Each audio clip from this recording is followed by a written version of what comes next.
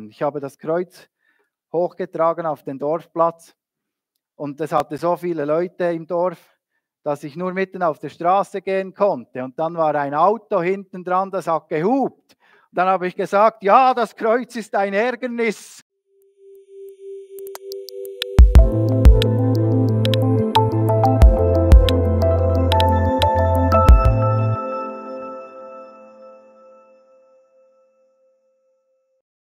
Ich lese aus dem 1. Korintherbrief, aus Kapitel 15, ab Vers 12.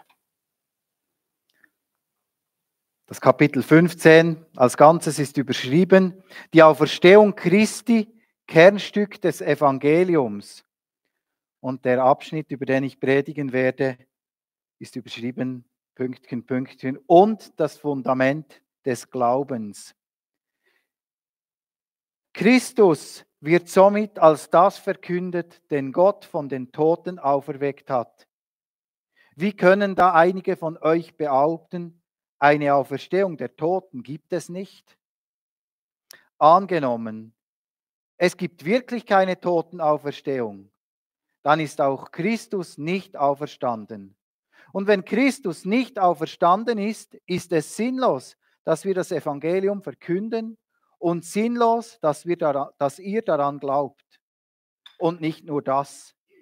Wir stehen dann als falsche Zeugen da, weil wir etwas über Gott ausgesagt haben, was nicht zutrifft. Wir haben bezeugt, dass er Christus auferweckt hat. Aber wenn das stimmt, dass die Toten nicht auferweckt werden, hat er das ja gar nicht getan. Um es noch einmal zu sagen, wenn die Toten nicht auferstehen, ist auch Christus nicht auferstanden. Und wenn Christus nicht auferstanden ist, ist euer Glaube eine Illusion. Die Schuld, die ihr durch eure Sünden auf euch geladen habt, liegt dann immer noch auf euch.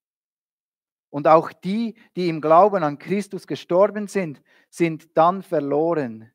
Wenn die Hoffnung, die Christus uns gegeben hat, nicht über das Leben in der jetzigen Welt hinausreicht, sind wir bedauernswerter als alle anderen Menschen.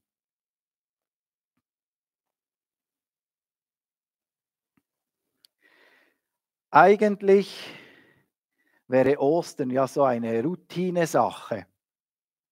Einfach einmal mehr, wie Weihnacht oder ein anderer hoher kirchlicher Feiertag. Kommt einfach jedes Jahr wieder. Aber für mich war diese Ostern ganz speziell. Ich habe wie alles selbst durchlebt, so die tiefe Traurigkeit, die Verzweiflung, nicht mehr weiter zu wissen und dann auch so diese Auferstehungskraft zu spüren. Vielleicht habt ihr das schon ein bisschen gespürt. Heute Morgen bin ich emotional richtig aufgeladen, so also richtig nah am Wasser auch. Das hat mich ganz tief bewegt. Christus ist auferstanden und das ist keine Routine-Sache. Es ist nicht einfach etwas, das jedes Jahr wiederkommt, sondern es ist etwas, was eine Realität ist in unserem Leben. Gestern hatten wir mit der Evangelischen Allianz einen Einsatz auf dem Dorfplatz und ich habe das unter das Thema gestellt, was hat die Schlange mit Ostern und Karfreitag zu tun? Im Garten Eden versuchte Satan die ersten Menschen in Gestalt einer Schlange. Und es heißt dann auch, er wird Feindschaft setzen zwischen dir und dem Menschen. Also das sagt Gott zu der Schlange. Du wirst ihn in die Ferse beißen und er wird dir den Kopf zertreten. Also eigentlich schon das ein Hinweis auf das, was wir feiern. Den Sieg über die Schlange. Und wir haben gestern so ein bisschen diskutiert, wie wir jetzt diese Schlange am besten an das Kreuz heften. Und dann hat ein Kollege gesagt, ja, man müsste sie annageln. Da habe ich gesagt, ja, das ist eine gute Idee. Da bin ich große Nägel holen gegangen. Jetzt hat diese Schlange 2 Löcher. Also wer sie dann nach Hause nehmen möchte, ich würde sie verschenken. Eine Schlange mit 2 Löchern, weil die könnt ihr dann aufhängen und euch immer erinnern, diese Schlange ist ans Kreuz genagelt. Gott hat über den Tod und über die Sünde triumphiert. Jesus ist für unsere Sünden gestorben. Und es war wirklich eine Wonne, diese Schlange ans Kreuz zu nageln. Das Sauvieh, habe ich gesagt. Jetzt nageln wir das ans Kreuz. Und es war auch lustig, das Kreuz durch das Dorf zu tragen. Ich habe das Kreuz hochgetragen auf den Dorfplatz und es hatte so viele Leute im Dorf, dass ich nur mitten auf der Straße gehen konnte. Und dann war ein Auto hinten dran, das hat gehupt. Und dann habe ich gesagt, ja, das Kreuz ist ein Ärgernis. Genau, das war so für mich der Karfreitag noch einmal so erleben zu dürfen. Jesus hat unser Getrenntsein, unsere Schuld ans Kreuz getragen. Er hat der Schlange den Kopf zertreten. Und dann auch später noch einmal lesen wir im 4. Buch Mose, wie da eine Schlangenplage kam.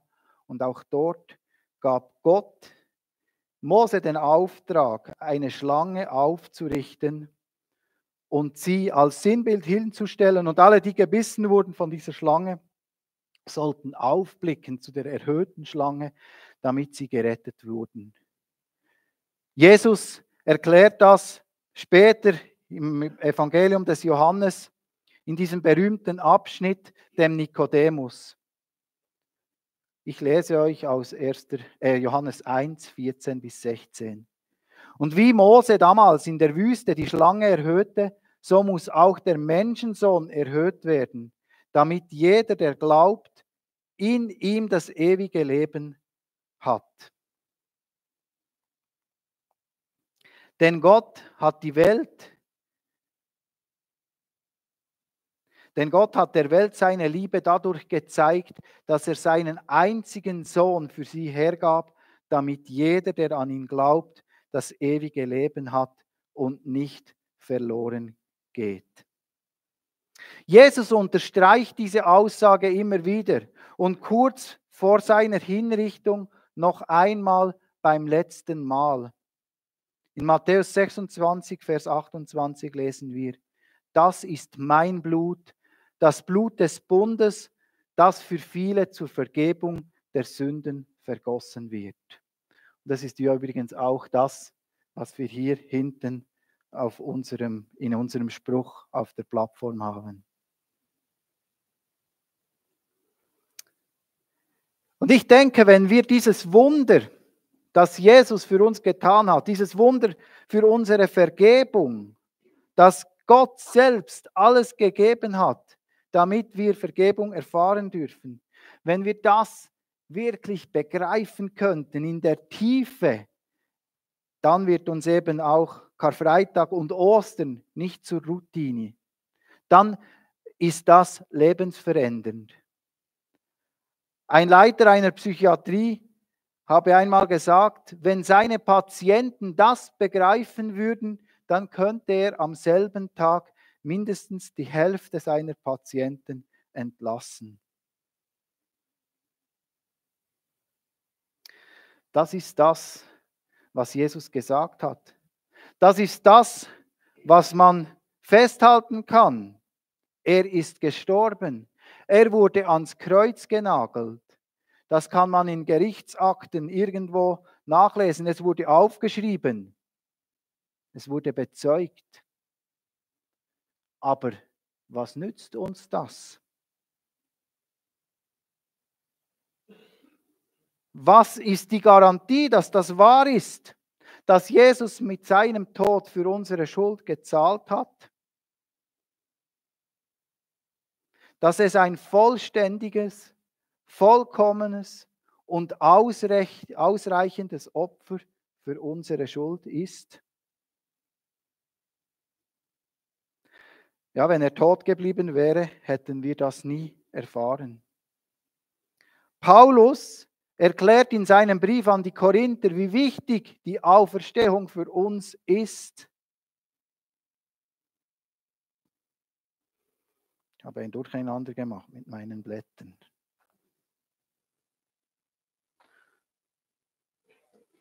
Im 1. Korinther 15, 17. Und wenn Christus nicht auferstanden ist, ist euer Glaube eine Illusion. Die Schuld, die ihr durch eure Sünden auf euch geladen habt, liegt dann immer noch auf euch. Und im Abschnitt, den ich gelesen habe, führt er das noch detaillierter aus. Ich habe dort so 3 Stichwörter rausgepickt. Das erste ist nicht ohne Inhalt. Es ist keine Lüge. Es gibt immer wieder auch Theologen, die sagen, ja, das mit der Auferstehung, das muss man vielleicht mehr symbolisch sehen. Das kann man nicht so tatsächlich deuten. Aber ich glaube, damit berauben sie der christlichen Botschaft gerade den wichtigsten Kern. Die gute Botschaft, das Evangelium, Evangelium, das heißt frohe Botschaft, das ist die Botschaft, die ein Bote, ein Meldeläufer in den Königspalast brachte, wenn die Truppen, wenn das Land im Krieg war. Und wenn sie siegreich waren, dann rannte dieser Meldeläufer in den Palast und brachte die gute Botschaft dem König. Evangelium, Evangelium, frohe Botschaft, die frohe Botschaft des Sieges. Ist Christus nicht auferstanden, dann ist diese Botschaft eine Lüge. Dann ist dieser Meldeläufer für nichts gerannt. Dann hat er sich umsonst abgemüht. Es ist schlicht und einfach eine Lüge. Der Einsatz, der geleistet wird, wäre vergebens. Der Einsatz von wem? Von mir, von Judith, von jedem, der sich dieser Botschaft verpflichtet sieht. Euch allen, ihr werdet vergebens aufgestanden, ihr werdet besser im Bett geblieben, heute Morgen, wenn es eine Lüge ist. Ich habe mir vorgestellt, Paulus, wenn wir Paulus betrachten, der war jemand in der jüdischen Gemeinschaft. Der war angesehen, der hatte eine Position, der wurde um Rat gefragt. Und das alles hat er aufgegeben, als Jesus ihm begegnet ist. Als ihm der Auferstandene begegnet ist. Als er erkannt hat, dass es eben keine Lüge ist. Wer sich für die Botschaft von Jesus Christus einsetzt, der würde nicht nur seine Zeit und seine Energie für nichts investieren, sondern er würde auch als Lügner, als lügnender Zeuge entlarvt. Nun ist aber das Christentum, der Glaube, der durch die Auferstehung von Jesus Christus versiegelt ist, von einer riesigen Menge von Menschen bezeugt. Also das ist nicht nur Paulus oder das ist nicht nur Petrus oder das waren nicht nur die Frauen. Paulus selbst sagt es weiter vorne im Kapitel 15. Er spricht da von 500 Menschen und von verschiedenen Aposteln, die Jesus nach seiner Auferstehung gesehen haben. Wenn das nicht so wäre, ja, dann müssten wir jetzt auch irgendwann ein Grab pilgern, um dort unserem Religionsstifter zu huldigen. Aber Jesus ist auferstanden. Halleluja. Das Zweite, es ist nicht wertlos, es ist keine Illusion. Ich habe mir so vorgestellt, ein Mensch, der da durch die Wüste geht, er hat Hunger und was noch schlimmer ist, er hat Durst und die Sonne brennt auf ihn herunter und irgendwann sieht er so vorne ganz weit weg etwas flimmern und er denkt, wow, da ist Wasser. Und er macht sich auf und rennt zu diesem vermeintlichen Wasser. Und er ist vielleicht mehrere 100 Meter gerannt. Und dann kommt er an diese Stelle, wo er glaubte, dass Wasser ist. Und dort ist nichts. Er hat seine letzte Kraft für ein Trugbild geopfert. Er hat die Kraft verpufft. Er hätte es besser ruhig weitergehen sollen. Und ich habe mir so vorgestellt, wie es ist, wenn ein Mensch glaubt, frei zu sein. Was könnte man da für ein Beispiel nehmen? Freitagnachmittag gingen wir mit unserer Familie ein Spaziergang. Das ist immer ein bisschen Auslegungssache, was ein Spaziergang und was eine Wanderung ist. Aber ich bin der Meinung, es war ein Spaziergang. Es war wunderschön. Von Einigen nach Thun. 1 Stunde 40 ist sehr zu empfehlen, so ein schöner Sonntagnachmittagsspaziergang. Und dann eine Servala mitnehmen als guter Schweizer, etwas Holz, dass man ein Feuer machen kann. Eigentlich alles, was es braucht, für gemütlich den Nachmittag zu verbringen. Aber dann gibt es ja diese Sehnsucht nach Freiheit des Nachwuchses, der das nicht so in derselben Weise empfindet, der lieber ein bisschen chillen möchte, der lieber das Buch lesen möchte. Und wir haben das dann am Abend noch einmal ein bisschen besprochen und habe gesagt, ja, der Weg wurde nicht kürzer. Der Weg wurde nicht kürzer, es wurde eigentlich einfach nur mühsamer, indem dass ihr euch so in etwas, also Einzelne, nicht die hier Anwesenden, genau, dass ihr euch so in etwas hineingesteigert habt. Und das wurde so für mich auch zu einem Bild. Das geht jetzt nicht darum, irgendjemanden schlecht zu machen, aber es geht mir darum, dass wir das Bild begreifen. Man glaubt, frei zu sein und rebelliert gegen etwas. Ja, das ist doch unnötige Verpuffung von Energie. Aber was ist, wenn wir wirklich frei sind? Wenn Jesus für uns bezahlt hat? Wenn uns die Lasten weggenommen werden, und das ist nicht Friede, Freude, Eierkuchen, aber das ist etwas, das man sich immer wieder in Erinnerung rufen darf. Ich bin wirklich frei. Es ist eben nicht nur ein Trugbild. Ich bin frei, weil Jesus mich befreit hat. Es ist keine Illusion.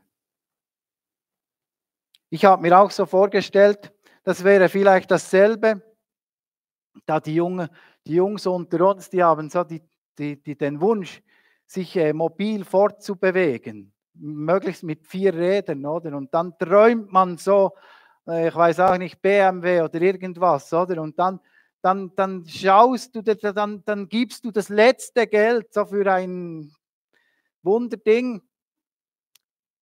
Und dann steht das vor dem Haus und du öffnest die Türe und es verfällt in 1000 Stücke. Das wäre doch ein Reinfall, oder? Aber das ist es eben nicht. Das ist es eben nicht. Und das Beste ist, es ist gratis, oder?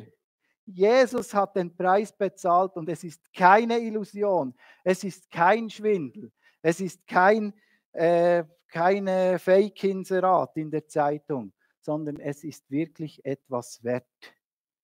Jesus hat für uns bezahlt und es ist keine Illusion. Wir dürfen frei sein, frei gesprochen. Unser Schuldbrief ist zerrissen. Und ich glaube, das ist etwas, das ich für mich nehmen muss, immer wieder zu begreifen.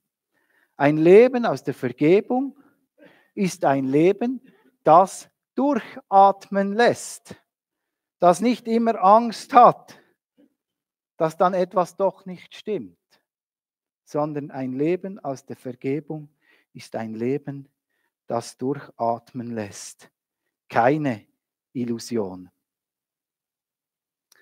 Und ihr merkt, diese Begriffe, die sind ein bisschen ähnlich.